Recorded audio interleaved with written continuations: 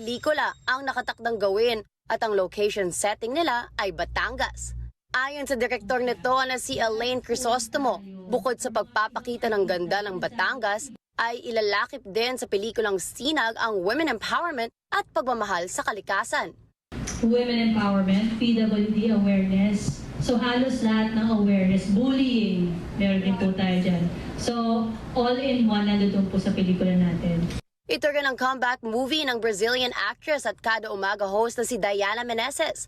At makakasama niya dito ang optimum star na si Claudine Barreto. Bukod sa pelikulang ito ay nominado pa ang isa pang pelikula ni Diana sa Jinsei Arigato International Film Festival sa Japan sa May 25 to 26, 2024. Kaya lilipad patungong Japan si Diana. Thing last natin was pandemic, coronaphobia. And that's nominated now in Japan sa Jinsei Film Festival. It's upcoming 27, a day before our shoot. Pero since pandemic, hindi pa ako nag-movie ulit. Very excited ako. Puro hosting yung ginagawa ko.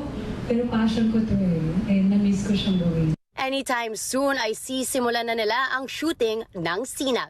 Gianna Llanes para sa Mata ng Agila. Matatag, matapang, matapat.